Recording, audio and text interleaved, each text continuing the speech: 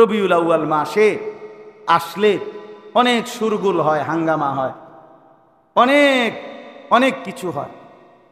হ্যাঁ, মৌসুমি আশেকে রসুলরা, সিজনাল নবী প্রেমিকের দাবিদাররা খুব বেশি, হ্যাঁ, খিচুড়ি বিরিয়ানি, এরপরে মিছিল রেলি, এরপরে ঢাক ঢোল বাদ্য গেট, বহু কিছু। এই সময় তুফান তাফান, লাখ লাখ টাকা খরচ হয়, উৎসব হয়, আনন্দ মুখর পরিবেশ হয়, খানা দানার ব্যাপক আয়োজন হয়। কিন্তু ওই আয়োজক অথবা ওই খানা দানার উৎসবের প্রত্যেকেই তো দাবিদার যে সকলেই আশেকে রসুল। আশেকে রসুলদের বিশাল মিলন মেলা হয় জায়গায় জায়গায়। ওই আশেকে রসুলদের কাছে গিয়া তুমি বিবেকবান একটা যুবক, তোমার কাছে অনুরোধ করলাম, তুমি জিগাইয়া তাদের সামনে গিয়া বলিও আপনাদের প্রত্যেকের পকেটে মিসওয়াকটা একটু দেখান তো।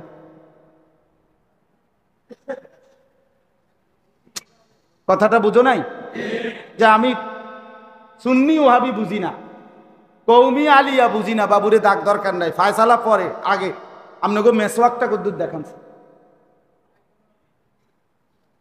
আর তুমি আমাদের কৌমি মাদ্রাসার আলেম ছাত্র, সব কথা বেটা, তুমি এখন গিয়া 100টা কৌমি মাদ্রাসা ছাত্র ওস্তাদের কাছে খবর নাও, প্রতি মাদ্রাসার মধ্যে কয়জনে মেসওয়াক ব্যবহার করে দেখো, করে না কয়জন? করে না হয়তো 1% 2-4 জন পাওয়া যাইতে পারে, আজকে নাই, হারায় গেছে। তাহলে এটা তো বিষয়টা হলো ইনসাফের কথা, এটা তো বাস্তবতা ভাইয়া। এখানে তো গালিগালাজের বিষয় না, এখানে নিজেদের মধ্যে ঠেলাঠেলির বিষয়। জান্নাত তো অনেক বড়, জান্নাত তো মোটামুটি 2টা রুম আর একটা ছোট বারান্দা 12 ফিট। হ্যাঁ, এর দূরে তো জান্নাত কয়, ঠিক না? প্রত্যেকের ছোট ছোট মনে করেন 12x12 2টা রুম, হ্যাঁ, আর একটা ছোট বারান্দা লগে, এর দূর করে বরাদ্দ দিব, এরকম না জান্নাত? তো সবচেয়ে ছোট জান্নাত 10 দুনিয়া বরাবর। তাইলে জান্নাত তো অনেক বড়। অসুবিধা কোথায়? তুমি যদি, আমি যদি সবাই আগলাইয়া নেই, সবাই একে অপরে রাসূলুল্লাহ সাল্লাল্লাহু আলাইহি সাল্লামের অনুসরণ করি, সবাই সবাইকে প্রতিপক্ষ না বানাইয়া যদি মহব্বতের সাথে আগলাইয়া আসি, অনুসরণ করি, তাইলে জান্নাত অনেক বড়। আমাদের সবাইকেও যদি আল্লাহ জান্নাত দেয়, রবের জান্নাত একটুও কমবে না, কমবে না। তাইলে যিনি জীবনভর নবী সাল্লাল্লাহু আলাইহি সাল্লামের সুন্নাতকে আঁকড়াইয়া পড়ে আছে, সুন্নাতের অনুসরণ করে, তারে কোন লজ্জায় নবীর দুশ্মন অথবা ওয়াহাবি অথবা এরকম মন্দ গালিগালাজ করে? বিশ্বাস করো ভাইয়া, বাবাদেরকেও বলি, আপনারাও শুনেন, আসমানের নিচে জমিনের উপরে এত বড় জুলুম, এত বড় কথা আর হতে পারে? আপনি আগে প্রমাণ তো করে দিবেন এই লোকটা কেন নবীর দুশ্মন। কওমি মাদ্রাসার এই মৌলবী কেন নবীর দুশ্মন? এই মেসওয়াক করে যে এই অপরাধে না? জীবনভর দাড়ি রাখছে, এই কারণে লোকটা নবীর দুশ্মন, ঠিক না? 5 ওয়াক্ত নামাজ জামাতের সাথে পড়ে, এই কারণে নবীর দুশ্মন না? তার বিবি শতভাগ ঢিলে ঢালা, কালো, বড় হিজাবওয়ালা, বোরখা পরে মেয়ে স্ত্রী হাঁটে চলে, একান্ত প্রয়োজন ছাড়া বাড়ির থেকে বের হয় না, এটাই তো অপরাধ না? তাহলে কি অপরাধের কারণে, কি অপরাধের কারণে, কি অন্যায়ের কারণে নবীর দুশ্মন বলা হইল? বলেন। আল্লাহ আমাদেরকে বিবেক দান করেন, আল্লাহ আমাদেরকে বুঝ দান করেন। আপনি জিজ্ঞাসা করে দেন কি অপরাধে বলল? রবিউল আউয়াল মাসে রেলি করলো না কেন? রবিউল আউয়াল মাসে খিচুড়ি খাইলো না কেন? রবিউল আউয়াল মাসে ব্যাপকভাবে শোরগোল হাঙ্গামা করলো না কেন? এইটা তো অপরাধ হইতে পারে না। কারণ এটা যারা চালু করলো, যারা করে, তারাও তো বলে যে এইটা পরবর্তীতে কোনো বুজুর্গ, কোনো ব্যক্তি চালু করছে, রাসূলুল্লাহ সাল্লাল্লাহু আলাইহি সাল্লাম এবং সাহাবায়ে কেরামের আমলে ছিল না। তাহলে কেউ যদি বলে আমি নবী সাল্লাল্লাহু আলাইহি সাল্লাম এবং সাহাবায়ে কেরামের অনুসরণ করব, সে দোষী হবে কেন? দোষী হবে কেন? এই জন্য দয়া করে, আমার কথা শেষ, আমরা প্রত্যেকেই এটা ভাবি, বুঝতে চেষ্টা করি। এই রবিউল আউয়াল মাসে আমাদের কথা এটাই। আরো যদি কেউ মন্দ বলে, গালি দেয়, ওয়াহাবি না, তুমি যদি কও ওয়াহাবির আমি বাচ্চা বা ভাতিজা, ওয়াহাবির বাগিনা, ওয়াহাবির নাতি, ওয়াহাবির স্বাস্থ্য ভাই, হ্যাঁ, ওয়াহাবির শালা, ওয়াহাবির সমুন্দি, ওয়াহাবির দুলে ভাই, কথা বুঝছো না?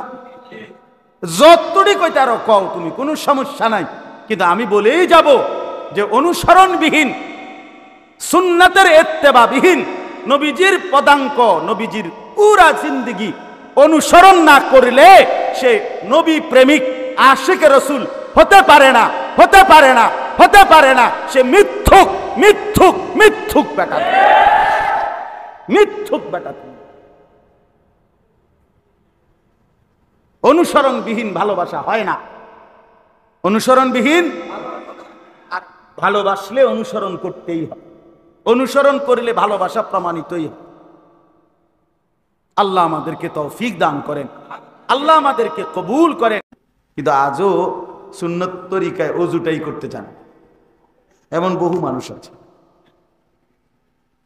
সুন্নত মোতাবেক নামাজ, 2 রাকাত নামাজ পড়ার জানেও না, শিখেও না, মানসিকতা। তাইলে এই যে মানসিকতা, কারণ হলো ওই বসছে আর কি, বইল আর কি, জুরানি আইলে জুরায়, অথবা ভালো না লাগলে অমনোযোগী। কিন্তু যেই কোনো ব্যক্তি, জওয়ান কিংবা বুড়া,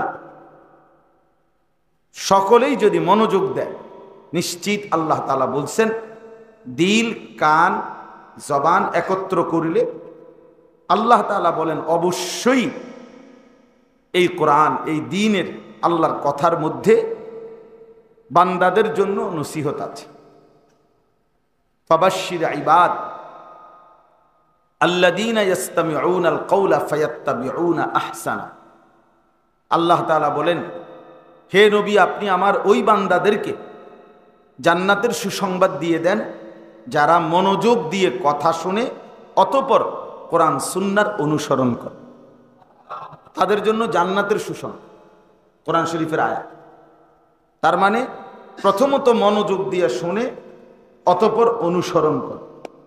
আগে শুনতে হয় আমার কি করতে বলছে আসলে কথা, হয়েছে হয়েছে, আর বুঝি বুঝি বুঝি, আমরা এটা আগ করলেই বুঝি। এরকম কিছু বেত্তমিজ মার্কা মানুষ আছে, দেখবেন। আরে রাহো মেয়ে, এত জ্ঞান দিও না, বাতাসে বুড়ো হয়েছি, কোনটা কি না জানি নাকি। এই তা আমরা এই কথা বলার কি দরকার ছিল? এটা একটু দেখাইয়া নিলে, একজন আলেম থেকে সংশোধন করে নিলে, এতে ক্ষতিটা কি? আপনার লাভ না, অহংকার যে, অথবা গাফলতি।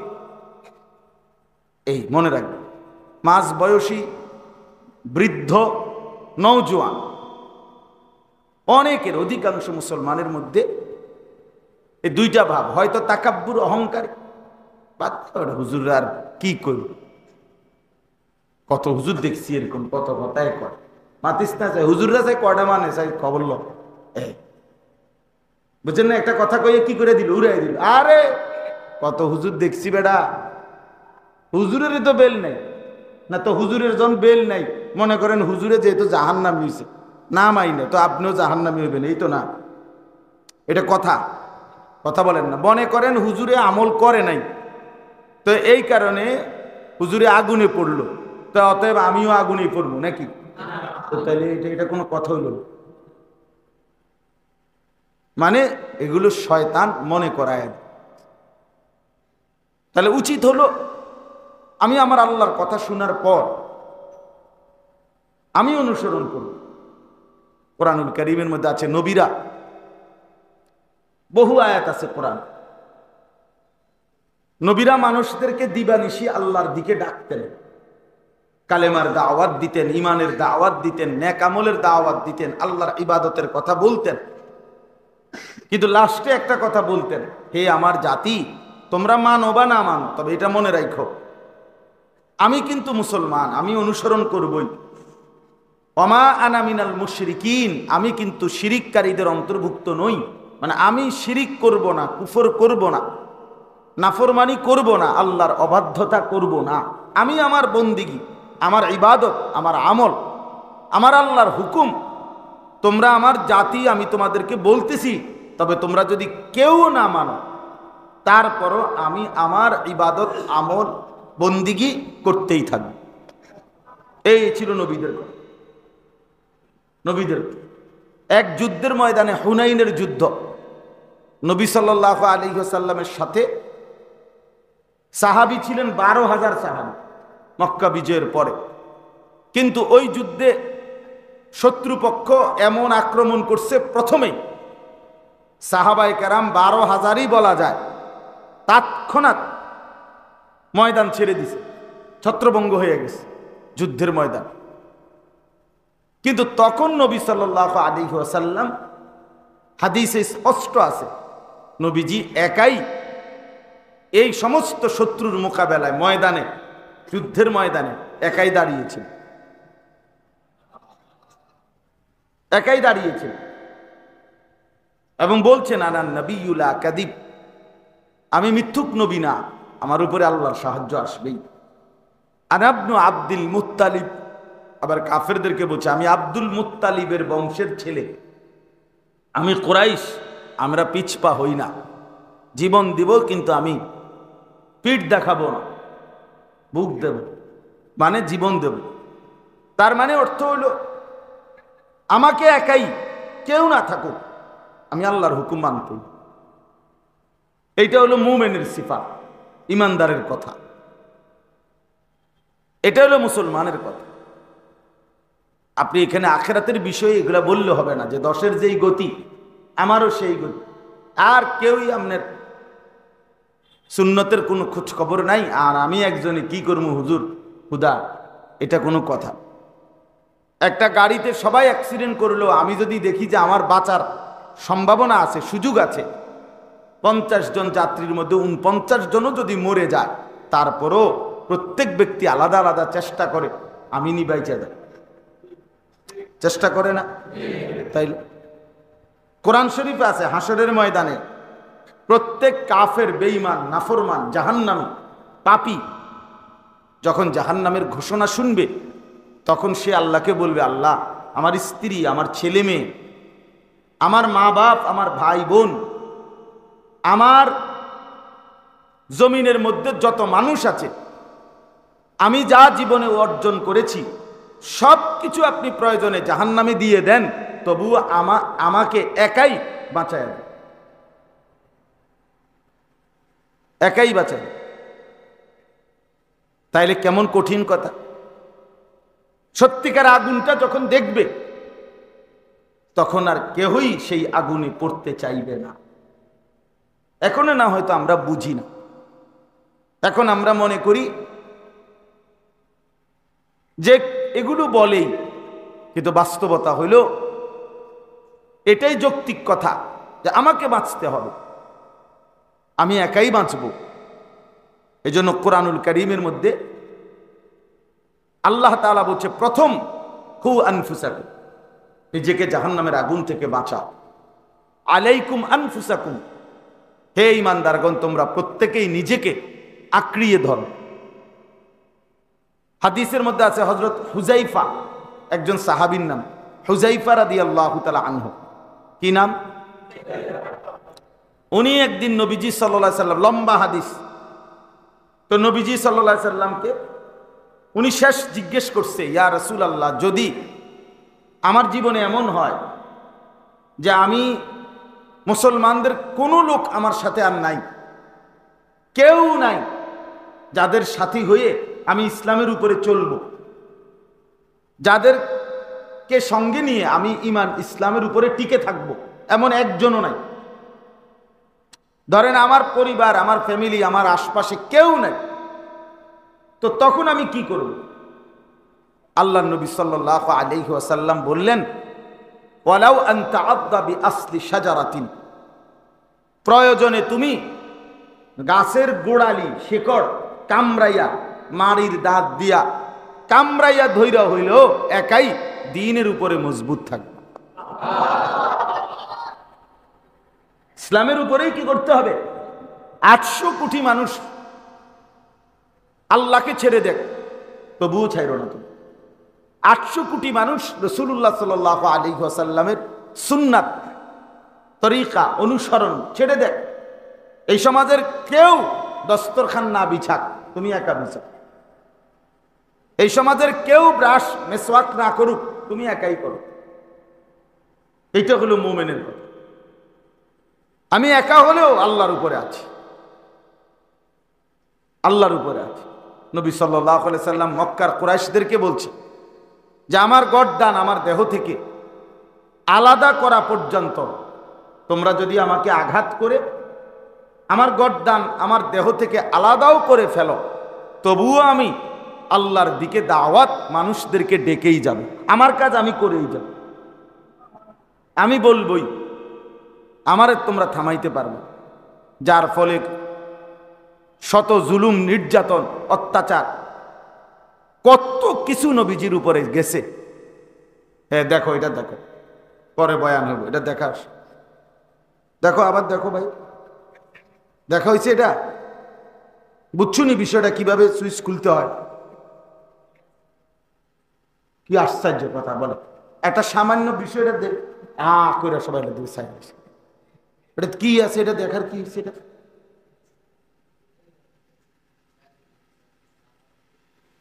এমনিতেই প্রচন্ড গরম, কিন্তু সময়টা তো কাজে লাগানো উচিত, ঠিক না বলেন? আমরা যদি এখন সবাই মিলে ফু দেই, গরম কমে যাবো তো লাভ কি আর? শুধু এটা নিয়ে এত টেনশন করার কি আছে? গরম আমি যেখানেই এখন দাঁড়াই সেখানেই গরম কি লাগবে। তো আমার কষ্টটা আল্লাহর কথা শুনতে গিয়ে হোক, কষ্ট তো হচ্ছেই, আল্লাহর কথা শুনতে হোক, তাতে বরকত হবে। প্রতি ঘামে আমার জন্য জাহান্নামের আগুন কমে যাবে। ঘামের প্রতিটা ফোঁটায় আল্লাহ যদি মাফ করে দেয়। এই জন্য রাসূলুল্লাহ সাল্লাল্লাহু আলাইহি ওয়াসাল্লাম মুমিনের বিভিন্ন, যেমন চোখের পানি, এই যে মানুষ আল্লাহর ভয়ে কাঁদে, এই চোখের পানির অনেক দাম বলছে নবীজি সাল্লাল্লাহু আলাইহি ওয়াসাল্লাম। নবীজি বলছেন আইনান লা তামাসসুহুমান নার, দুইটা চোখ জাহান্নামের আগুন স্পর্শ করবে না। এক নাম্বার হলো আইনুন বাকাত মিন খাশিয়াতিন, যেই চোখ আল্লাহর ভয়ে কেঁদেছিল, চোখের পানি ঝরাইছে, সেই চোখকে আল্লাহ জাহান্নাম দিবে না। তার মানে চোখ খুললা বাকি শরীরটারে জাহান্নামে দিবে নাকি? মানে ওই ব্যক্তিকে আল্লাহ কি দিবে না? জাহান্নাম দিবে। ওয়া আইনুন তাহরুসু ফি সাবিলিল্লাহ, এবং যেই চোখ মুসলমানদের সীমান্ত, আল্লাহর রাস্তায় যুদ্ধের ময়দানে অথবা মুসলিম বাহিনীকে পাহারাদারি করছে রাত জেগে, সেই চোখকে আল্লাহ তাআলা জাহান্নামের আগুনে ফেলবেন। তাহলে চোখের পানির আলাদা কি আছে? দাম আছে, দাম আছে। তো ঠিক তেমনি ভাবে আল্লাহর কথা শুনতে গিয়ে এই ঘাম, এরও কি আছে? আল্লাহর জন্যই ঝরছে ঘাম, আল্লাহর জন্যই। এই জন্য আমরা প্রত্যেকে ইনশাআল্লাহ আজকে এত বড় দুইজন বুজুর্গ বয়ান করবেন।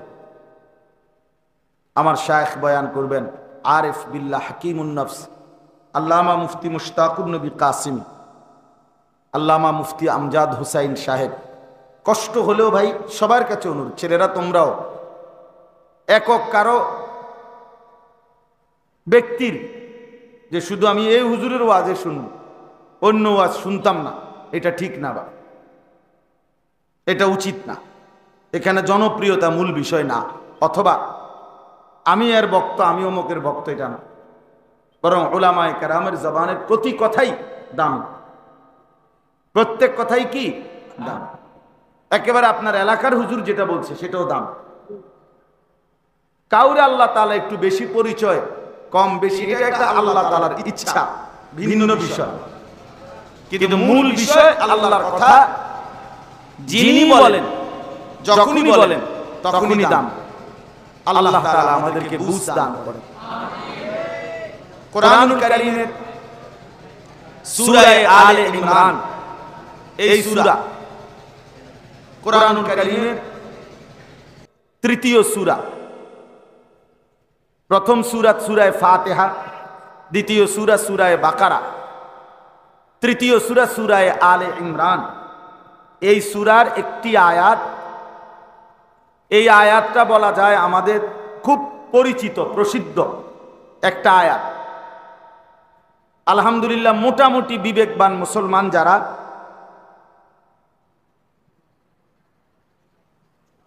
যারা আল্লাহর কথা নিয়মিত শুনে, জুম্মার বয়ান অথবা ওয়াজ মাহফিল নসিহত, তাদের অনেকের কাছে এই আয়াতটা পরিচিত একটা আয়াত। সেই আয়াতটাই আমি আপনাদের সামনে তেলাওয়াত করেছি। সূরা আলে ইমরানের আয়াত 31 নম্বর আয়াত। আল্লাহ তাআলা বলেন, কুল, হে নবী আপনি বলুন।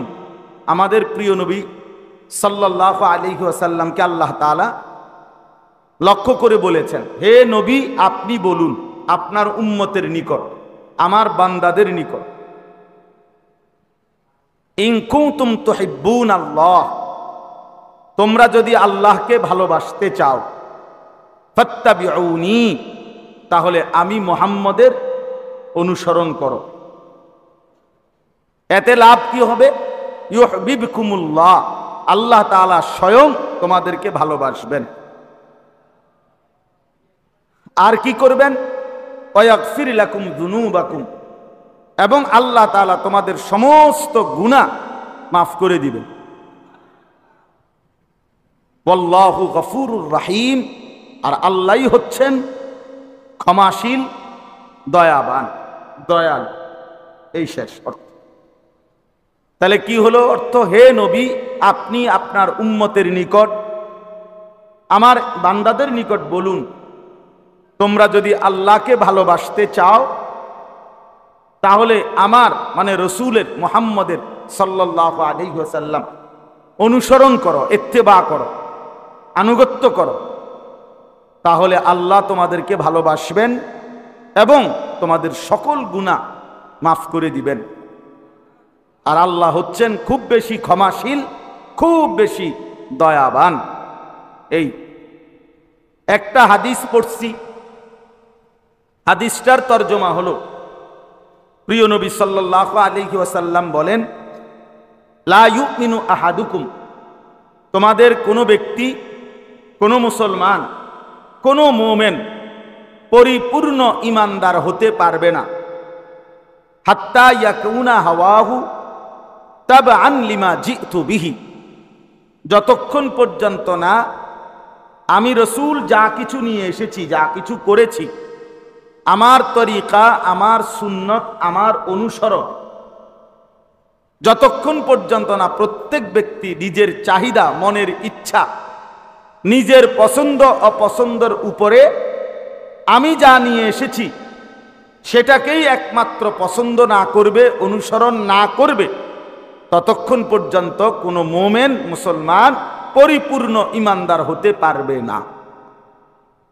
তাহলে মুমিন পূর্ণ হবে তখন নিজের ইচ্ছা, নিজের মনের চাহিদাকে কোরবানি করে, বিসর্জন দিয়ে।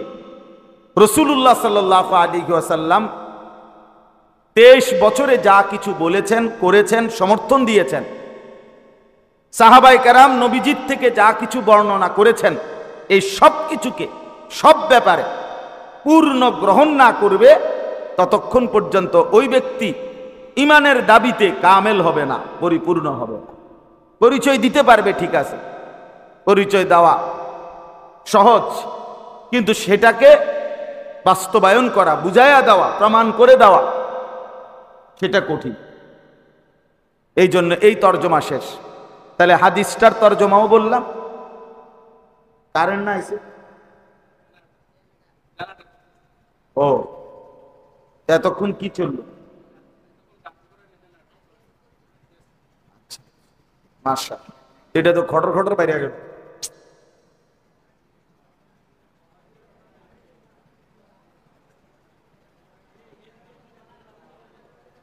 হ্যাঁ, সবাই বুদ্ধি দেন, একজন একজন করে সিরিয়ালে বুদ্ধি দেন। একটা তোমরা রেকর্ড করো বুদ্ধিগুলা, দেখবে এখন 5টা মিনিট শুধু সুযোগ দাও, দেখবা আলহামদুলিল্লাহ কি পরিমাণ বুদ্ধি দেয়। পৃথিবীতে বুদ্ধিতে সেরা বাংলাদেশ, শুধু এমনি খাড় করাই দিলে মাশাআল্লাহ সবার মাথা মানে বিজ্ঞানী মাথা, এবং সবচেয়ে মহাজ্ঞানী হলো সাদো খান, একবারে শেষ সেরা মাথা যেডিয়ে বাছাই করার। হ্যাঁ, এগুলা সাদো। গোটা বিশ্ব না, শুধু যদি 7 আসমান চালাইতো দেয় ওটা পারবো, ওটা এমন বুদ্ধি হবে, বইয়া বইয়া এমন বুদ্ধি দেয়। চলেন, আল্লাহ আমাদেরকে মাফ করে দেন। তাইলে আমরা কি বুঝলাম ভাই? একেবারে সহজ বাংলা কথা বুঝছি, কথাটা একদম সহজ। 3টা কথা। 1 নম্বর হলো আল্লাহকে যদি ভালোবাসতে চাও। দ্বিতীয় কথা, নবী মুহাম্মদ সাল্লাল্লাহু আলাইহি ওয়াসাল্লামকে অনুসরণ করো। তৃতীয় কথা, আল্লাহ তোমাদেরকে ভালোবাসবেন এবং সব গুনাহ মাফ করে দিবেন। এই কয়টা কথা হইল? মোটা দাগের 3টা কথা। তাহলে 1 নম্বর কথায় আমরা আগে আসি। যদি আল্লাহকে ভালোবাসতে চাও, এই কথাটা আগে এভাবে বুঝেন, আল্লাহ তাআলা আমাদের যাদেরকে কালেমার দৌলত দান করেছেন, এই যে কালেমা লা ইলাহা ইল্লাল্লাহ মুহাম্মাদুর রাসূলুল্লাহ, এটা যে আমরা পড়তে পারি, সবাই পারি না? এটা বলেন তো সবাই।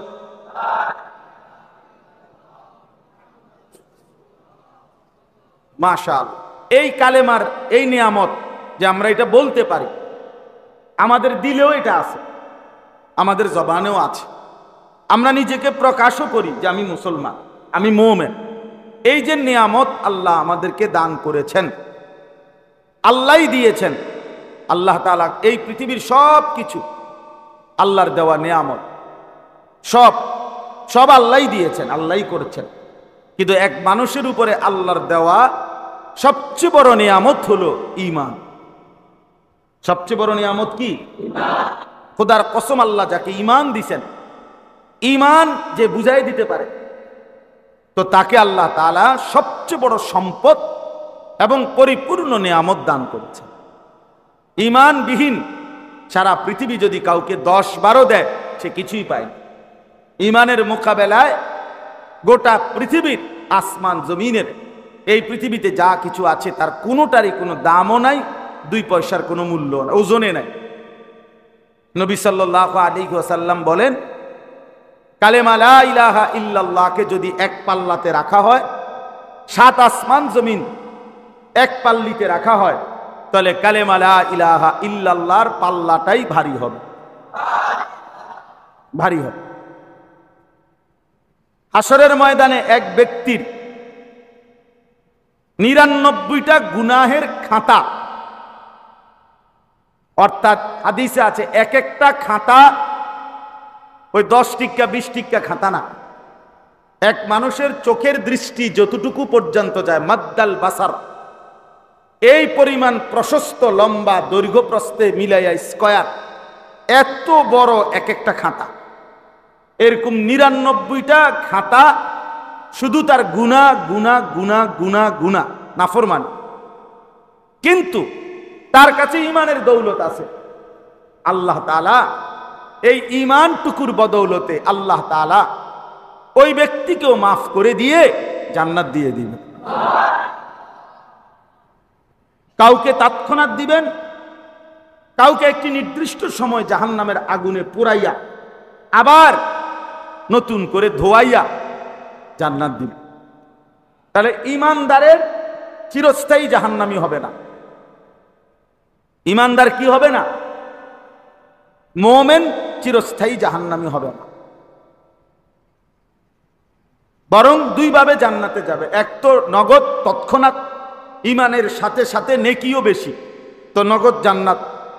আর ঈমানের সাথে যদি গুনাহ বেশি হয়, তো নির্দিষ্ট সময়ের জন্য জাহান্নামে যাবে, আর নির্দিষ্ট সময় পরে আবার জান্নাতি হবে। তাইলে ঈমান সবচেয়ে বড় সম্পদ, সবচেয়ে বড় পুঁজি। আর এইটা আল্লাহ তাআলা যাকে দান করছেন তাকেই ভাইয়া সবচেয়ে বড় সম্পদ দান করছে। আজকে ছেলেরা হয়তো তোমরা অনেকে বুঝো না যে আল্লাহ তাআলা তোমারে কত বড় নিয়ামত। এই যে বলতে পারলাম এই বছর আমি এই যে বললাম আমি গত সোমবার পর্যন্ত তাবলীগের সফরে উত্তরবঙ্গ ছিলাম, দিনাজপুর জেলায় 40 দিন পুরা। তো ওই সফরে আমি 72 বছর বয়সী 72 বছর বয়স একজন ব্যক্তি, এক চাচা, হিন্দু ধর্মের লোক, ওনার 2 ছেলে কালেমা পড়ে মুসলমান হয়েছে আগেই, কিন্তু 2 ছেলের আবদার যে হুজুর আমার আব্বারে একটু বুঝাইতেন যদি। আমরা 3 জন মাওলানা সাহেব, আমি একজন, আরো 2 জন বড় বড় আলেম, এই 3 জন মিলে 2.5 ঘন্টা ওনার সাথে কথা বলছে, ওই চাচার সাথে, 72 বছর বয়স, এই গত মাসের কথা। উনি এ কথা পরিষ্কার বলে মুখ দিয়া যে ঈশ্বর অদ্বিতীয়, ঈশ্বর একজনই, ঈশ্বরের কোনো অংশীদার নাই। এবং বলতেছে উনি যে আমি প্রতিমা পূজা করি না, আমি যদিও হিন্দু ধর্ম, আমি কি করি না, মূর্তির পূজা করি না, এটাও সে বলে। তা আমরা 3 জন কত কাকুতি মিনতি করলাম বিশ্বাস করো ভাইয়া, 2.5 ঘন্টা কামসি পর্যন্ত, কত দোয়া করলাম, কত ইস্তেগফার পড়লাম, দুরূদ শরীফ পড়লাম। চাচারে বুঝাইতে বুঝাইতে বললাম, চাচা এই যেটা আপনি এখন বলছেন এইটাই শুধু আরবিতে কম, লা ইলাহা ইল্লাল্লাহ কথাটার অর্থ এটাই চাচা, এই যে ঈশ্বর অদ্বিতীয়, ওনার কোনো অংশীদার নাই, এইটাই কথা, এইটাই আপনি শুধু এই আরবিটা কম, আপনি জীবনের তরে আপনার পরকালটা বাইচা যাবে। বহুত কাকুতি মিনতি করছে। ওনার 2 ছেলে মুসলমান, উনি এটা বুঝে, ওরা কিছুই বলে না উনি, কিন্তু এতক্ষণ পরেও ওনার কথা হলো না আমি এটা মুখ দিয়ে বলতে পারি, বলে নাই। আমরা কানসি পর্যন্ত, এখনো মনে হয় হায়। তখন আমি আমাদের জামাতের সাথীদেরকে বললাম, দেখেন 72 বছর বয়স হয়ে গেছে এক মানুষ, তার জবান দিয়ে কোনোদিন কালেমা লা ইলাহা ইল্লাল্লাহ উচ্চারিত হয় না। আর আমি আর আপনি আল্লাহ তাআলার কি পরিমাণ দয়া, কত হাজারবার এই কালেমা আমরা আল্লাহ আমাদের জবান দিয়ে উচ্চারণ করাইছে। কত বড় নিয়ামত বাবা, বুঝো নাই? তোমার জামা তোমার নিয়ামত না, তোমার জামা তুমিই বদলায় ফেলো। তোমার কোনো প্যান্ট, এটা তোমার খুব বেশি সুখের কিছু না, এটা তুমি কিছুদিনের মধ্যে বদলাইয়া ফেলো। তোমার জুতা তুমিই বলো কতবার বদলাইছো, নিজেরটা তো নিজেই বদলায়, নিজের চলাফেরা, নিজের স্টাইল সবই তো বদলায় ফেলে মানুষ। কিন্তু এই কালেমা, এই দৌলত, এই ঈমান, এটা এমন এক দৌলত, এমন এক নিয়ামত, যেটা মৃত্যুর সেকেন্ড পর্যন্ত বদলানো যায় না, বাদ দেওয়া যায় না। বাদ দিলে সব শেষ, আর থাকলে আখিরাত নিরাপদ। নবী সাল্লাল্লাহু আলাইহি সাল্লাম বলছেন, যার শেষ কালেমা লা ইলাহা ইল্লাল্লাহ দাখালাল জান্নাহ, সে জান্নাতেই প্রবেশ করবে। তো এই যে ঈমান আল্লাহ আমাদেরকে দিলেন, সর্বশ্রেষ্ঠ নিয়ামত, এটার মোকাবেলায় পৃথিবীর কিছুই নাই। এই নিয়ামত আল্লাহ দেওয়ার কারণে আল্লাহই দিয়েছেন। আর আল্লাহ তাআলা তিনি বললেন যে আমার মুমিন বান্দার নিকটে, আমার ঈমানদার বান্দার কাছে, যারে আমি ঈমান দিলাম, লা ইলাহা ইল্লাল্লাহর নিয়ামত দিলাম, আল্লাহ নিজে বলছেন, কথাটা বুঝেন, আল্লাহ নিজে বলছেন আমার সেই মুমিন বান্দা যাকে আমি ঈমান দিলাম, মুমিন বানালাম, মুসলমানের পরিচয় দিল, তার নিকটে সবচেয়ে বেশি প্রিয় ভালোবাসার পাত্র সেটা যেন হয় আমি আল্লাহ। কে? তাহলে মুমিনের 1 নম্বর প্রথম প্রিয়জন কে? আল্লাহ। ওয়াল্লাযীনা আমানু আশাদ্দু হুব্বান লিল্লাহ। এই যে সরাসরি কোরআনের আয়াত। আল্লাহ বলে যারাই ঈমানদার হলো তারা যেন সবচেয়ে বেশি, আশাদ্দু হুব্বান, এর চাইতে অধিক বুঝানোর মতো শব্দ নাই, সবচেয়ে বেশি ভালোবাসা লিল্লাহ, আল্লাহর জন্য। কার জন্য? আল্লাহর জন্য। আল্লাহর জন্য। সাহাবায়ে কেরামের সমস্ত সাহাবীর বৈশিষ্ট্য কি ছিল? আল্লাহ বলছেন রাদিয়াল্লাহু আনহুম ওয়া রাদু আন। সাহাবীরা আমার এমন, আমার বন্ধুর, তাদের ঈমান এত সুন্দর, তারা এমন মজবুত মুমিন যে তারা এমন যে আমি আল্লাহ তাদেরকে ভালোবাসি, তারাও আমাকে পূর্ণ ভালোবাসে। তাহলে সমস্ত সাহাবী সবচেয়ে বেশি ভালোবাসতেন কাকে? প্রথম আল্লাহ। প্রথম আল্লাহ। মুমিনের প্রথম ভালোবাসা আল্লাহর জন্য। আল্লাহ তাআলা বলেন জমিনে আমি মুমিন ঈমানদারকে কেমন দেখতে চাই, ঈমানদার বান্দা আমার কেমন হওয়া উচিত? আল্লাহ বলেন এমন হওয়া উচিত ইউহিব্বুহুম ওয়া ইউহিব্বুনা, আমিও তাদেরকে ভালোবাসবো, তারাও আমাকে ভালোবাসবে। এই হওয়া উচিত, এই হওয়া উচিত। যদি এমন হয় তা আল্লাহ বলেন কবরে মৃত্যুর সময় এই খুশি খুশি ভাবে আমি আল্লাহ তাআলা সন্তুষ্ট চিত্তেই তাকে আমার কাছে ফিরিয়ে নেব। ইরজিই ইলা রাব্বিকা রাদিয়াতাম মারদিয়া। আল্লাহ বলবেন মৃত্যুর সময় নেককারকে, আমার বান্দা আমার কাছে ফিরে আসো, এই অবস্থায় আমিও তোমার উপরে সন্তুষ্ট, তুমিও আমার উপরে সন্তুষ্ট। তাইলে আমার ভাই, একজন মুমিনের সবচেয়ে বেশি ভালোবাসা কার প্রতি? তাহলে এটা অর্জন করতে হয়, ভালোবাসা বাড়াইতে হয়, আল্লাহকে ভালোবাসতে হয়। আল্লাহর ভালোবাসা আমাদের দরকার, আল্লাহর ভালোবাসা আমাদের কলিজার মধ্যে আসতেই হবে, বাড়াইতে হবে। এই বাড়ানোর জন্য, ভালোবাসা লাভ করার জন্য আল্লাহ তাআলা একটা সহজ প্রেসক্রিপশন এই আয়াতের মধ্যে বললেন, ইন কুনতুম তুহিব্বুনাল্লাহ, যদি আল্লাহকে ভালোবাসতে চাও। তাহলে আগে বলেন আল্লাহকে ভালোবাসা একজন মুসলমানের জন্য উচিত কিনা? সবাই বলেন উচিত। কয় নম্বরে? 1 নম্বর। মুমিনের প্রথম ভালোবাসা কার প্রতি? আল্লাহ। তো আল্লাহ বলেন সেই ভালোবাসা যদি অর্জন করতে হয় তোমার করণীয় কি? করণীয় একটাই কাজ। আমি একজন বন্ধু পাঠাইছি, সেই বন্ধুকে আমি সব বলে দিছি, দেখায়া দিছি, তোমরা শুধু বন্ধুকে অনুসরণ করবা, তাইলে বন্ধুকেও পাইবা, বন্ধুর খোদা আমি আল্লাহ আমারও পাই।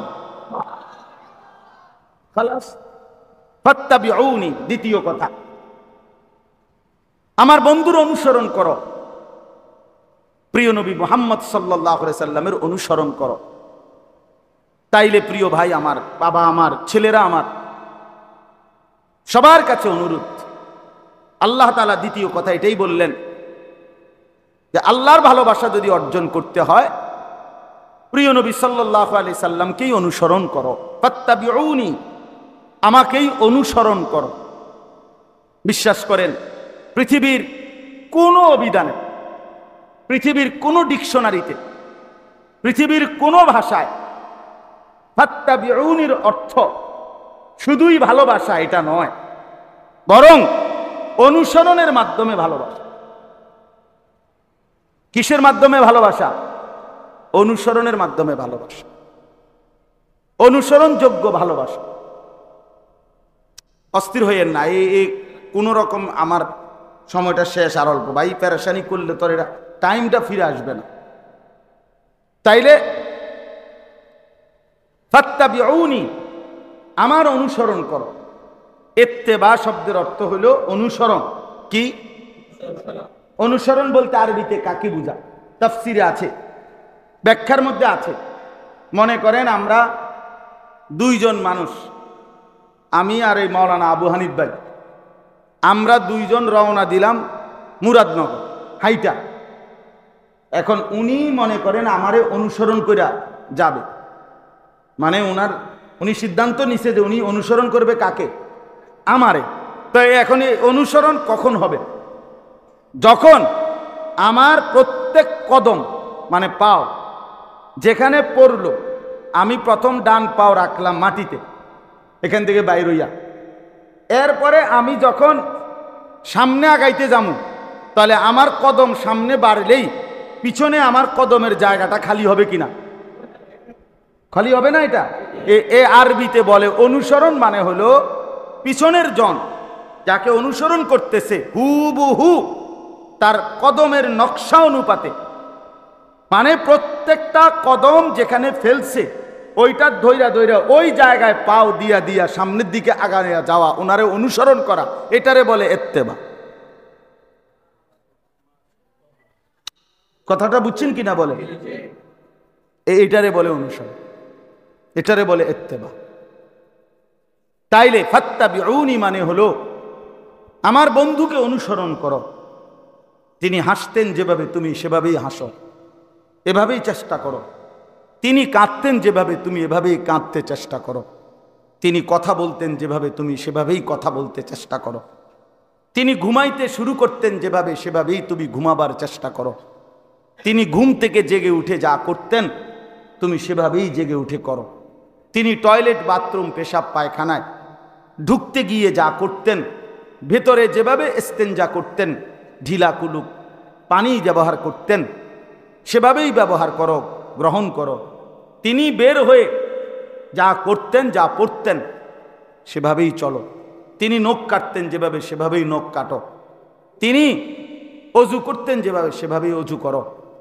এভাবে সব কিছুর ক্ষেত্রে একেবারে পাই পাই আমার আপনার জীবনের মধ্যে হাসি, কান্না, আনন্দ, বেদনা, কথাবার্তা, আচরণ, উচ্চারণ, লেবাস, পোশাক, চুল, দাড়ি, জামা কাপড়, নড়া চড়া, উঠা বসা, উপর কিংবা নিচ কিংবা সমান্তরাল, রাত কিংবা দিন, সকাল কিংবা দুপুর, ঘর কিংবা পরিবার, স্ত্রী কিংবা সন্তান, একাকী কিংবা প্রকাশ্য, ঘরে কিংবা বাজারে, দেশে কিংবা রাজনীতিতে, সমাজে কিংবা পাড়ায় মহল্লায়, সর্বত্র এক কথায় সব কিছুতে নবী সাল্লাল্লাহু আলাইহি সাল্লাম কিভাবে করতেন, কি করতে বললেন, কি করা উচিত, খোদার কসম এইভাবে ধীরে ধীরে ধীরে ধীরে একটা একটা করে ধরে ধরে ধরে ধরে ধরে নিজে যদি আমরা আমাদের মধ্যে আনতে পারি, তাইলেই সেটাকে অনুসরণ বলে।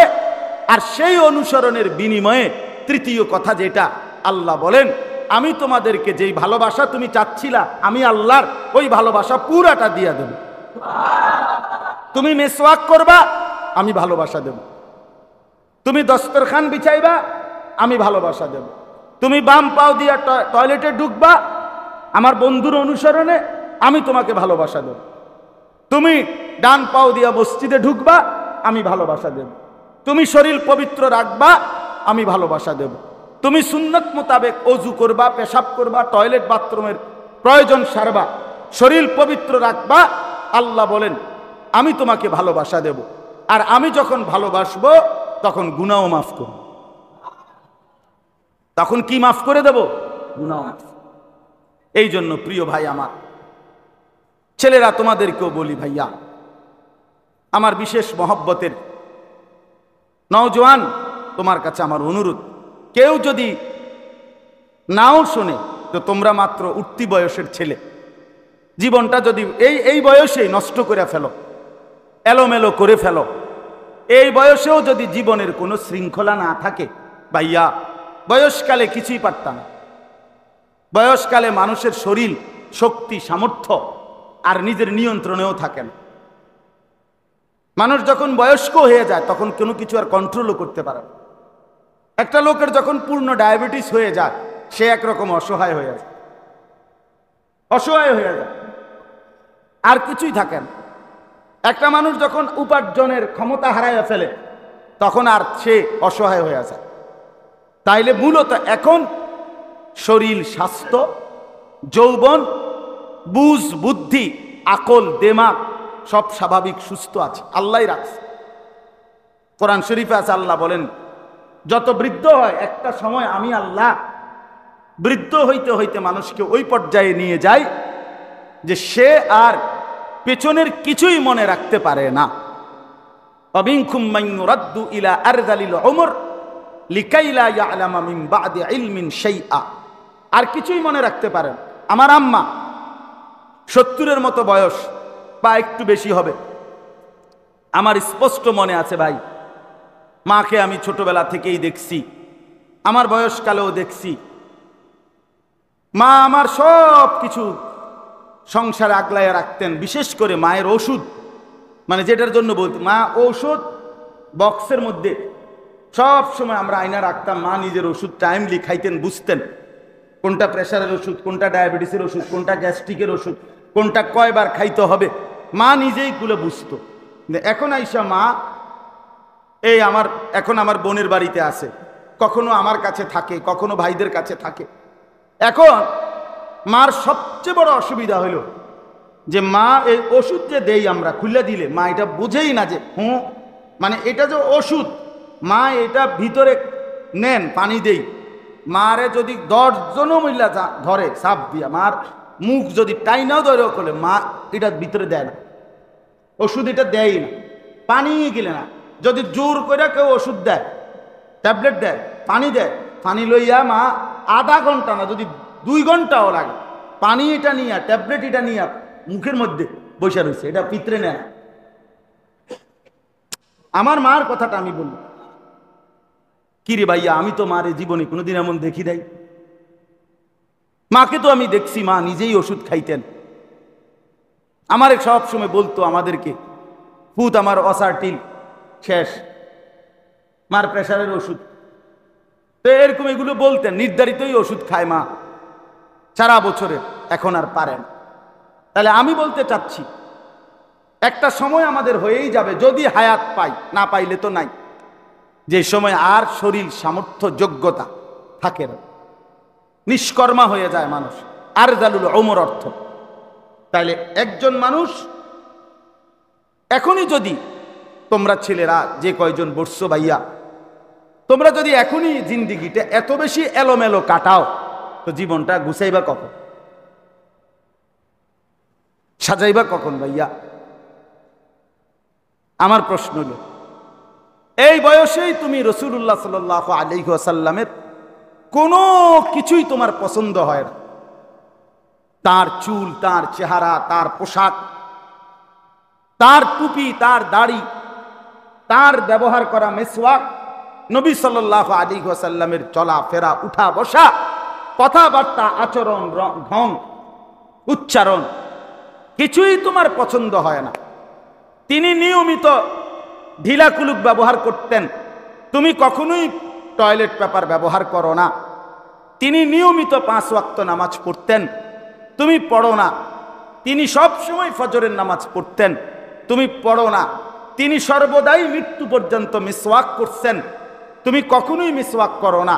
তিনি সর্বদাই দস্তরখান বিছায়া সমান জায়গায় খানা খাইছেন, তুমি কখনোই চেয়ার টেবিল ছাড়ো না। তাইলে তোমার চুল 30 বছরে, 23 বছরে, 20 বছরে একবারও, একদিনের জন্য, একটা সপ্তাহের জন্য নবী সাল্লাল্লাহু আলাইহি সাল্লামের পবিত্র চুল মোবারক তিনি কিভাবে রাখতেন, তার চুল কেমন ছিল, এইটার কোনো মানসিকতা তোমার মধ্যে নাই। তাইলে তুমি ভাইয়া এত বেশি রাসূলুল্লাহ সাল্লাল্লাহু আলাইহি সাল্লামের বিরোধিতা কইরা, গাদ্দারি কইরা তুমি নবী প্রেমিক কিংবা আশেকে রসুল কিংবা রসুলের মহব্বতের দাবিদার কেমনে হইবা ভাই? কেমনে বলেন? ইনসাফ কি বল? নবীজি বলছে, জিব্রাইল আমার কাছে যতবার আসছে ততবারই যাওয়ার সময় বলছে, ইয়া রাসূলুল্লাহ মিসওয়াক করতে ভুলবেন না। শুধু কোরআন নিয়ে আসছে জিব্রাইল নবীজির কাছে 24,000 বার। কয় হাজার বার?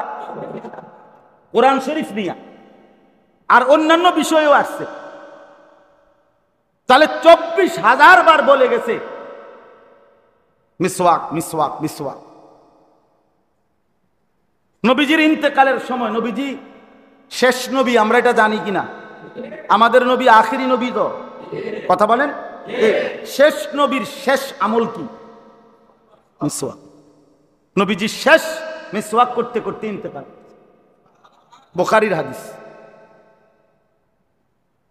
আম্মা জান আয়েশা রাদিয়াল্লাহু তাআলা আনহা বলছেন, আমি নিজে দাঁত দিয়ে আম্মা জান আয়েশা নবীর স্ত্রী তিনি বলেন আমি আমার দাঁতে চাবাইয়া মেসওয়াক একদম নরম করে দিছি। নবীজি এত অসুস্থ ক্লান্ত যে মেসওয়াক চাবাইতে পারছেন না, একদম নরম করে দেওয়ার পরে তিনি আস্তে আস্তে মেসওয়াক করছেন। এই অবস্থায় হঠাৎ করে হাত পড়ে গেছে, আমি বুঝছি তিনি আল্লাহর কাছে চলে গেছে। তাইলে আমরা অনুরোধ করলাম, আল্লাহ তাআলা বলছে ফাত্তাবিউনি, অনুসরণ করো। নবীজি নিজে বলছেন আমাকে পূর্ণ অনুসরণ না করলে পরিপূর্ণ মুমিন হবে না। এই জন্য ভাইয়া আমি এতটুকু কথাই বললাম। আল্লাহ বলেন বন্ধুকে অনুসরণ কইরো, তাইলে আমি আল্লাহ ভালোবাসবো, গুনাহ মাফ করে দেব, জান্নাতও দিয়ে দেব। তাহলে নবীজির প্রতিটা সুন্নতের মধ্যে আল্লাহর ভালো। মেসওয়াকটা হাতে নিয়া শুরু করলেন মেসওয়াক, আল্লাহর ভালোবাসা শুরু হয়ে গেল, গুনাহ মাফ শুরু হয়ে গেল। আল্লাহ না বলছেন আমার নবীর অনুসরণ করো, আমি ভালোবাসবো এবং কি করব। তাহলে মেসওয়াক চলছে, গুনাহ মাফ হচ্ছে। সুন্নত তরিকায় ওযু করতেছে, গুনাহ মাফ হইতেছে। সুন্নত তরিকায় বাথরুমে ঢুকছে, গুনাহ মাফ হইতেছে। সুন্নত তরিকায় খানা শুরু করছে, কি মাফ হইতেছে? মাফ হইতেছে। আর গুনাহ মাফ হচ্ছে মানে জান্নাতের দিকে আগাইতেছে। আল্লাহর ভালোবাসতেছে মানে জান্নাতের দিকে নিচ্ছে। যাকে আল্লাহ ভালোবাসে তাকে বুঝি আল্লাহ জাহান্নাম দিবে। তাইলে আমরা প্রত্যেকেই সুন্নাতকে অনুসরণ করি, সুন্নাতকে একটা একটা করে খাপগালি করেন। ছেলেদের কাছে অনুরোধ, তোমরা বাবা এই চুলের প্রতি দয়া করো, একটাবার বিবেককে নিয়া আল্লাহ পাকের দেওয়া আকল দিমাগ দিয়ে একটাবার ভাবো যে কেন এমন চুল রাখলা, কেন নবী সাল্লাল্লাহু আলাইহি সাল্লামের চুল মুবারকের কথা মনে পড়লো না। এই লেবাস, এই পোশাক, এই শরীর, এই চেহারা, এই চলাফেরার স্টাইল, জীবনের এই চলাফেরা স্টাইল প্রত্যেক মানুষই অনুকরণ প্রিয়। অনুসরণ মানুষের স্বভাবজাত অভ্যাস, এটা মনে রাখবেন। মানুষ মাত্রই অনুসরণ করে। প্রতিটা মানুষের সত্তার ভিতরে আল্লাহ অনুসরণ করা, অনুকরণ করার একটা মানসিকতা দিয়ে রাখছে। এটা মানুষের একটা স্বভাবজাত বিষয়। ছোট বাচ্চা খেয়াল করে।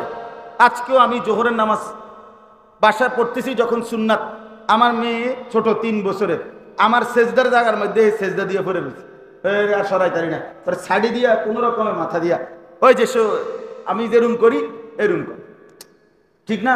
বাচ্চা মানে মানুষ মাত্রই অনুসরণ করে। ছোট্টবেলা থেকে একবার, ছোট্টবেলায় প্রতিটা ছেলেকে জিজ্ঞেস করেন তোমার এই চুল এটা হয়তো অমুকের মতো তমুকের মতো, কারণ না কাউরে সে একটা কি করে পছন্দ করে।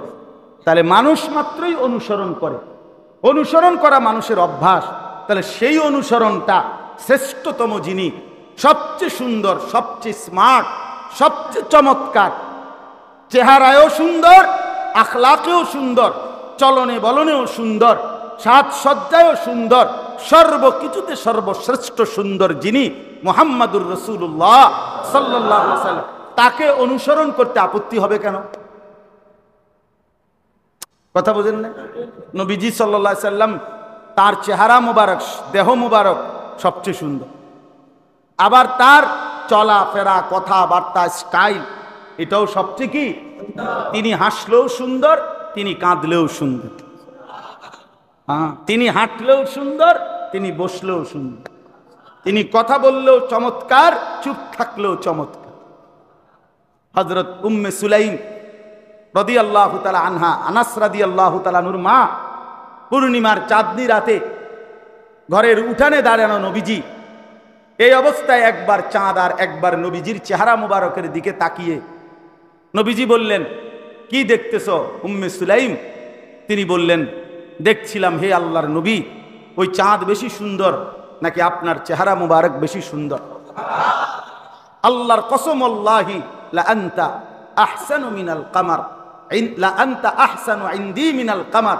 আল্লাহর কসম নবী, আমি সিদ্ধান্ত দিলাম আপনি আমার কাছে আকাশের ওই পূর্ণিমার চাঁদের চাইতেও বেশি সুন্দর। আপনি সুন্দর। सारे दुनिया चांद की तरफ देखती है और चांद मेरी मुस्तफा की तरफ देखती है। কবি বলে সারা পৃথিবী তাকিয়ে থাকতো চাঁদের দিকে, আর চাঁদ তাকিয়ে থাকতো নবী সাল্লাল্লাহু আলাইহি ওয়াসাল্লামের চেহারা মুবারক। হ্যাঁ, হুসনে ইউসুফ দমে ঈসা ইয়াদে বাইদা দারি আঁচে খুবা হামা দারন্ত তু তনহা দারি। আল্লামা ইকবাল বলছে, হে নবী, সোয়া লাখ নবীদের যত গুণ বৈশিষ্ট্য একটা একটা করে যদি আপনার মাঝে তালাশ করি, খোদার কসম নবী আপনার মাঝে একাই সব সৌন্দর্য খুঁজে পাই। সব সব সৌন্দর্য আপনার, আপনি সবচেয়ে সুন্দর, আপনার হাসিও সুন্দর, কান্নাও সুন্দর। এই জন্য দয়া করে আমরা রাসূলুল্লাহ সাল্লাল্লাহু আলাইহি ওয়াসাল্লামকে অনুসরণ করার চেষ্টা করব। ঠিক আছে ইনশাআল্লাহ? ছেলেরা ভাইয়া নামাজ পড়ো, আখলাক সুন্দর রাখো, নিজের চেহারা সুরত মুসলমানের মতো বানাও, শরীরটাকে নাপাক বানাইও না, পাক পবিত্র রাখো। প্রতিবার কষ্ট করে হলেও এই কথার কথা, এই যে এরকম ভাঁজ কইরা অল্প একটু টয়লেট পেপার পকেটে রাখা যায়, ইচ্ছা করুন একটু টয়লেট পেপার রাখলেই পেশাব পায়খানার সময় টয়লেট পেপার ব্যবহার করলে, এরপরে পানি ব্যবহার করলে তাইলে নাপাক হবে না, শরীর আর পবিত্র থাকবে। তখন পবিত্র শরীরে খোদার কসম ভেতরে একটা ফেরেশতা তখন আল্লাহর কুদরতে ওই ব্যক্তিকে নেক কাজের প্রতি আহ্বান করে। এই অধিকাংশ ছেলে তোমরা নামাজ পড়তে মন চায় না, বিশ্বাস করো এটার মূল একটা কারণ তোমাদের শরীর নাফাক। সত্যি আমার কথা মাইনা দেখো, তুমি যদি শরীরটা পবিত্র রাখো, আল্লাহর কুদরতে তোমার দিল থেকে ফেরেশতা বলবে নামাজের ওয়াক্ত হইছে, শরীর তো পাকই আছে, চলো ওযু করে নামাজ পড়ে ফেলি। কিন্তু এমনি হয় না। এমনি অনেক মানুষকে আমরা দেখছি, হ্যাঁ বললে না হুজুর, আচ্ছা হুজুর যাবো ইনশাআল্লাহ, কালকের থেকে যাবো, কি অহন কি সমস্যা বলতেছে না, এই কাচুমাচু করে। শেষে হুজুর একটু লুঙ্গিতে একটু সমস্যা আছে, প্যান্টে একটু সমস্যা আছে, মানে প্যান্ট একটু সিরা আর কি একটা। হ্যাঁ হ্যাঁ তালি প্যান্ট সিরা, লুঙ্গি মানে মাথার বেঁধে লাইছে আর কি। তো তাহলে সমস্যাটা কি? সমস্যা হয়েছে মুইত্তা ফানি লইছে, সমস্যা এইটাই। কি লিছে না? মুইত্তা ফানি লইছে, এইটাই মেনশন, আর কোনো সমস্যা। এই জন্য আমরা ইনশাআল্লাহ ছেলেদেরকে বললাম, বাবা সবাই একটু টয়লেট পেপার ব্যবহার করে, পানি ব্যবহার করে শরীরটাকে পবিত্র রাখলে ইনশাআল্লাহ নামাজ পড়তে মন চাইবে। হ্যাঁ, রঙের দুনিয়া কোনো না কোনোভাবে চলেই যাবে, যৌবনও শেষ হয়ে যাবে, অথবা তার আগেই মৃত্যু হয়ে যাবে, কিন্তু অনন্তকালের আখেরাত, কবরের জিন্দেগি আর আখেরাত শুধুই শুরু হবে দোস্ত, শেষ হবে না আর কোনো দিন না। এখানে সুখেরও শেষ হয়ে যায়, এখানে দুঃখ হয়ে যায়, এখানে সাজানো বাগান তছনছ হয়ে যায়। আবার এই আজকে সকালবেলাও আমরা গুমতি নদীর যেখান দিয়ে বাঁধ ভাঙছে, ওই বাঁধের ফজরের পরে গেছি, আবার দেখতে গেছি আমরা কি পরিমাণ, মানে একটা বিশাল ফার্ম, বাড়ি, বিল্ডিং, বেচারা নতুন করে টাইলসের ভবন, বিল্ডিং, মানে শুধু পানি, এই তো আর কিছু না, কোনো বুলডুজার না, কিচ্ছু না, পানির স্রোত। একটা বাড়ি দিছে, এই বাড়ি সব শেষ, সব শেষ। একবারে টিন, মানে এগুলো পোটলা বানায় লাইছে, সেটা পোটলা বানায়। হায় হায়, এই জন্য আল্লাহই বড় ভাইয়া। দুনিয়া ক্ষণিকের মধ্যে চলে যায়, ক্ষমতা নিয়া, যৌবন নিয়া, শরীর নিয়া, কিছু টাকা নিয়া মাতব্বরি করতে নাই, মাতব্বরি করতে নাই। সকালেও আমরা শুনছি আসে, 11টা বাজেও শুনছি, 12টা বাজেও শুনছি, 1টা বাজেও শুনছি, 2:30টা বাজে শুনি নাই, বুঝেন নাই? হ্যাঁ, 3টার সময় শুরু হয়ে গেল তোলপাড়, একদিন আর লাগে নাই, সব 15 বছরের সাজানো বাগান তছনছ। আল্লাহ বলে দিলেন, দেখো আমি দেখায় দিলাম, আমি তুলতেও পারি, আমি নামাইতেও পারি। এই জন্য দয়া করে অহংকার করতে না, অহংকার করতে না। ছেলেদেরকেও বলি, বাবা শরীর স্বাস্থ্য যৌবন নিয়ে অহংকার করো না। মুরব্বী চাচা আপনাদেরকেও বলি, আপনাদের এই শেষ হায়াত আপনি আর ফিরে পাবেন না। মুরব্বীদের জন্য আখেরাতের বন্দিগি বাড়ান, চা দোকানে আড্ডা দিয়েন না, বিড়ি সিগারেট খাইয়েন না, আল্লাহর ওয়াস্তে মানুষের গীবত শেখায়েত শুধু ফালতু কথাবার্তা, গালি গালাজ, এই মন্দ কথায় সময়টা পার করেন না। যদি কোনো কাজ না থাকে, কমপক্ষে একটা তসবিহ 24 ঘন্টা সাথে রাখেন। সুবহানাল্লাহ, আলহামদুলিল্লাহ, আল্লাহু আকবার, লা ইলাহা ইল্লাল্লাহ, আস্তাগফিরুল্লাহ, দুরূদ শরীফ সাল্লাল্লাহু আলাইহি ওয়াসাল্লাম। এই যে তসবিহ সারাক্ষণ পড়েন, সারাক্ষণ 100 বার, 200 বার, 1000 বার, লাখ বার, দেখবেন হাসরের ময়দানে, দেখবেন শেষ বয়সের আমল, আখিরাতের ময়দানে গেলে দেখবেন আমল নামার মধ্যে নেকির পাহাড় হয়ে গেছে। তখন খুশি লাগবে, খুশি লাগবে। আমার শায়েখ আল্লামা মুফতি মুশতাকুন নবী সাহেব বলে, জান্নাতে গিয়া পর্যন্ত, হাদিসে আছে, জান্নাতে গিয়া পর্যন্ত বান্দা আফসোস করবে, হায় দুনিয়াতে আরেকটু বেশি জিকির আল্লাহর স্মরণ কেন করলাম, আফসোস কর। অথচ জান্নাতে কোনো আফসোস নাই, কিন্তু আল্লাহকে ডাকার আফসোস থাইকা যাবে, আফসোস থাইকা যাবে। এই জন্য ইনশাআল্লাহ মুরব্বীর আল্লাহকে ডাকেন, 5 ওয়াক্ত নামাজ পড়েন। যুবক ছেলেরা সবাই নবী সাল্লাল্লাহু আলাইহি ওয়াসাল্লামের অনুসরণ, আমরা সবাই অনুসরণের মাধ্যমে ভালোবাসা আমরা প্রমাণিত করতে চাই। ঠিক আছে ইনশাআল্লাহ? আমরাও আশিকে রসুল, আমরাও নবী প্রেমিক, আমরাও আল্লাহ রসুলকে ভালোবাসি, খোদার কসম ভালোবাসি, আল্লাহর কসম আমরা ভালোবাসি। তবে সেই ভালোবাসা আমরা সুন্নাতের অনুসরণের মাধ্যমে প্রমাণ করতে রাজি ইনশাআল্লাহ। আল্লাহ তৌফিক দেন। এই মাদ্রাসাকে আল্লাহ কবুল করে নেন। এবং এই মসজিদ তো আগে মনে হয় ছিল না, এটা না ছিল, মাশাআল্লাহ, আল্লাহ তাআলা উত্তম ভাবে কবুল করে নেন। মসজিদের বাকি জরুরতগুলো, মাদ্রাসার জরুরত আল্লাহ তাআলা পূরণ করে দেন। দয়া করে ছেলেরা, এখন তো মনে করো ছুটি হবে নামাজের, তাহলে তোমাদের দায়িত্ব হলো যার যার মোবাইল নিয়ে একটু সময় কি করা, আশেপাশে ঘুরতে থাকা, আর এরপরে আবার ওয়াজ শুরু হইলে তা আবার আসবা। ঠিক আছে না ইনশাআল্লাহ?